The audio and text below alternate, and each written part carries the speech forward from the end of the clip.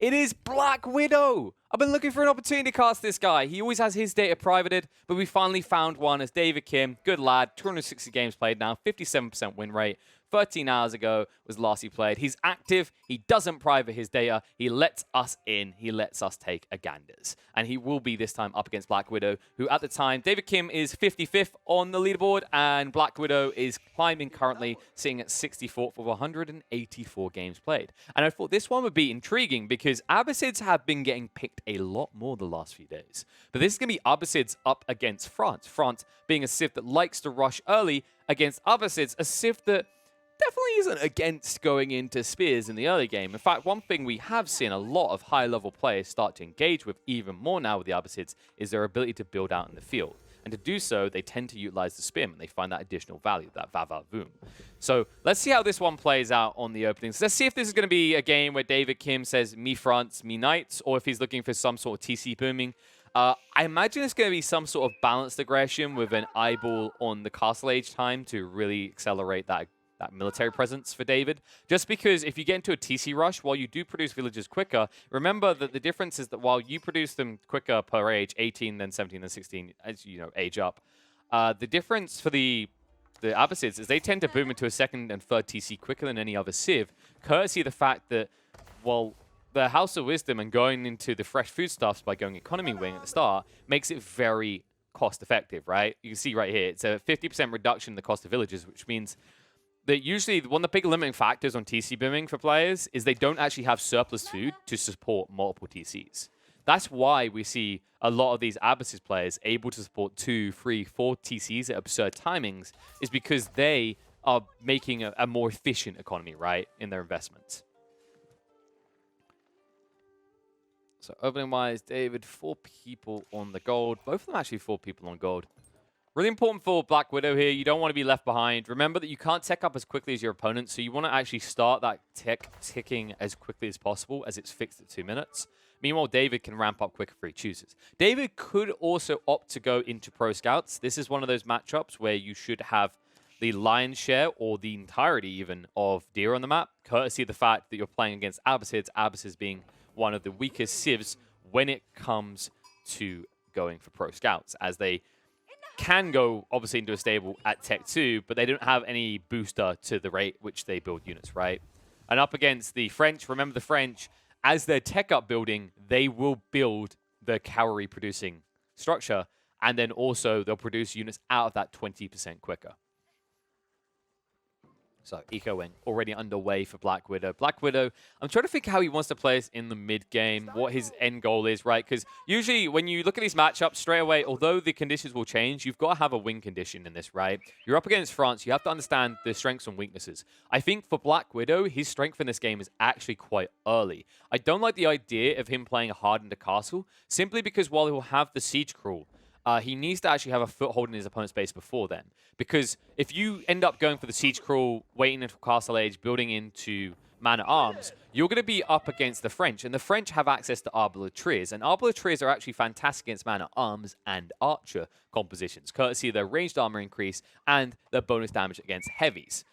And you know, by extension, that kind of affects cavalry. So when I'm talking about this matchup, I think for Black Widow, his power spike timing is around getting his hands on archers and spears. And then you push him for maybe some sort of early ram aggression to try and pressure your opponent out, meaning that David won't reach that power spike of arbaletriers. And if you look at his earlier power spike, which is usually the knights for France, they don't match up well at all against the spearman spamming of the Abbasids in this. Remember, the spears in the Abbasids world is buffed, right? Because they're able to get that double range up on the stab range. So they go from 0.29 tower range to 0.59 or 58, I think it is, rather. So you can see that's quite the big extension. In fact, we've talked about this, especially in the Delhi matchup before, how much of a big deal it is. Because it means that, just like the name of the tech, Phalanx, that's what you really end up with. You end up with an ability to stab with your second line as well as your primary. And that works just as effectively against cavalry that have even less health than elephants, much less health, in fact. So you can very quickly just eviscerate an entire line of cavalry just by bracing at the start of a fight and then following through. And that's also another cool tactic that I don't feel like we've seen fully utilized yet because it's still kind of wonky to do in combat, but it's the bracing mechanic. If you brace with your spearmen, remember that they lock themselves in position for a moment, but they root and they stun and then root cavalry on the spot. Well, the cool concept there is that if you brace with the front line of spearmen as the Abbasids, they will get stunned. They will get stun locked or rooted rather. They won't attack straight away because obviously their first attack is nullified because they're using it to stun and then hold the French knights in place. But your second line will get that extra round of attacks in because they won't be braced stunned as well.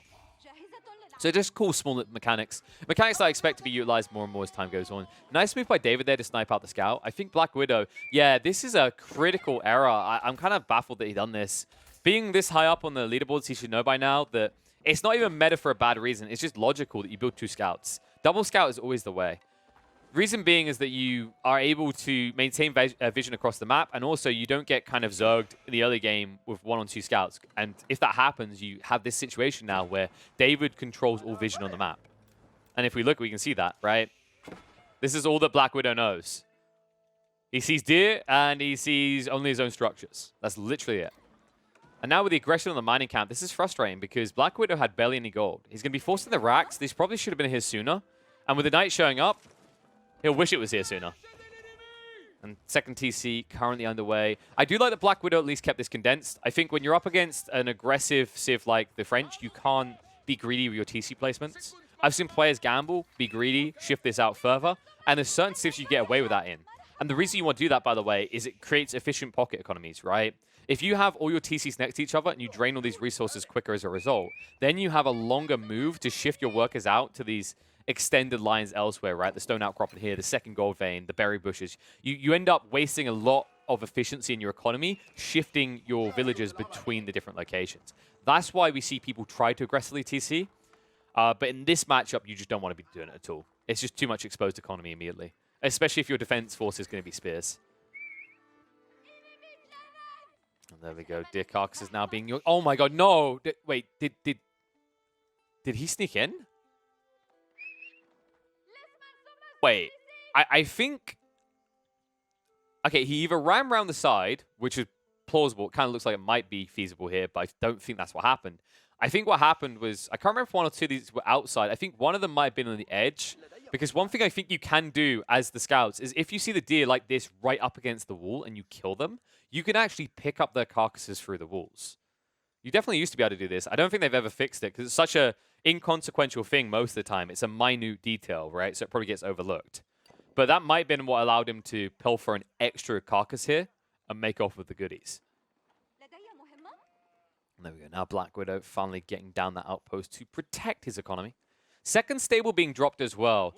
And I think he's planning camel riders here. This has me a little bit concerned. It could work out, but I think you give an opportunity for your opponent to kind of hit back a little, maybe. Because David could just respond with spears. It'd be wonky, but if he sees the first camel riders coming out, camel riders aren't quick to amass, remember. You can see there that they take 35 seconds each. So if you reveal your hand at the start, David will have time to pivot. It's just a question if he does. I've seen more players giving attention to the value of racks when they're playing France recently, but I've still seen a lot of players that are incredibly stubborn and they refuse to go for it, right? Like, no, me horses, me bows, me nothing else. I don't get discounts on racks. And that really can hurt your ability to play into those kind of macro economy, macro engagements, right? Whole point being in this game, like the macro economy element to keep an eye on is your opponent is going to try and extend out with the camel riders to balance out your skirmishing abilities. And if all you have is knights in this situation, then you're never going to get a chance to raid. And considering that Black Widow hasn't even started to build units out of these stables yet, I'm almost certain that's exactly what he's doing. He's planning to go camel riders. Meantime, David hasn't got eyes on this. He's been too busy gathering up even more deer. And he is going for the secondary TC. I like this play. It's very delayed, and we can see how delayed it is when Black Widow's already 5 villages ahead. But remember what we said about the French, right? They produce villages quicker than almost any other civ in the game. And that means that he will catch up on equal TCs. So Black Widow either needs to strike soon, or he's going to have to build a third TC. And I don't like the layout of this land for a third TC. It feels very wonky to extend out looking for a valued location with 3 TCs here.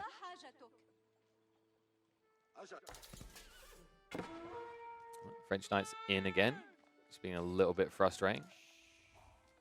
Not able to really get that big dent. It's too late for them at this stage. And there you go. He should have noticed that. Someone new being built. It is going to be into the Culture Wing. Now, this has me very confused. Culture Wing in this type of game, with this double stable drop, with it looking like he's going to go for Camel Riders, doesn't feel right. If you want a Camel Riders, I think this would be, if there ever was a game, this would be the game for going into the military wing in Castle. Because as you can see, you get the armor for nearby infantry if you have composite force, and also, especially with the Camel Riders, you improve that melee armor by +3. So maybe that isn't the case. Maybe he's thinking Lancers. I don't like it if he's thinking Lancers. I don't like the idea of you saying he's got Knights, I'm with Lancers, because remember, the French Knights will outdo you every day of the week, because they, upon charging, have that bonus damage for 3 seconds, remember? Which will most definitely give them the edge. In fact, you see the charge in. As soon as he hits, you'll see it afterwards. If he even bothers to hit. Oh, too late. But yeah, when they charge in, you obviously have the initial Lancer engagement, where it's going to be about equal. But then after that, for the next 2 or 3 strikes, the Royal Knights will do a lot more damage than the Lancers. So I really do hope that the Black Widow isn't thinking of going that way about it. Run, little knighty, run. So the Spears are keeping him at bay so far. Really nicely played by Widow. And he's about to complete the tech up. David, however, I don't think... Is he underweight? No, he's not. So he's invested. And if he builds in big enough force, he could catch his opponent off guard. But I just don't think he's got a big enough force. He's going to have to tech up. He has no other choice in this. You wouldn't be in position to aggress your opponent. And if you built an army now to try and run across, by the time you arrive, Black Widow is going to have a standing army that's going to be superior tech and, as a result, quality-wise over your own.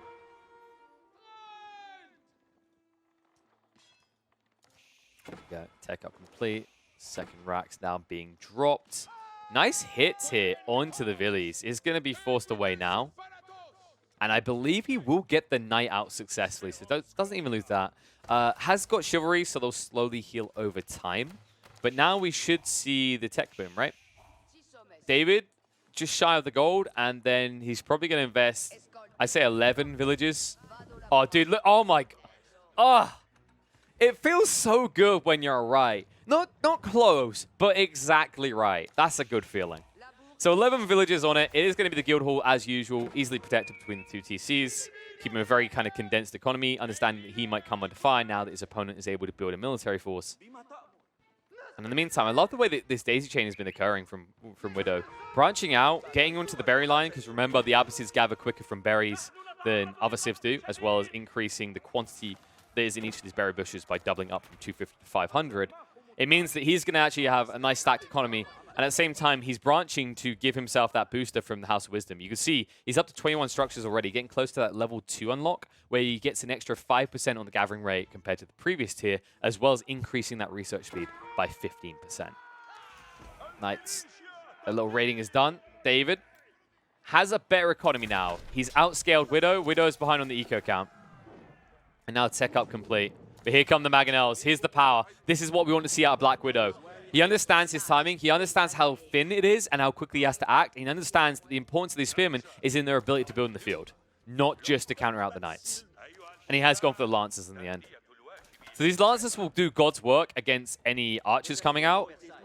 I think Camel Riders could have been reasonable against the Archers as well. But obviously, you don't have that range resistance that the Lancers do. So I think that's why he didn't bother with the Camel Riders in the end.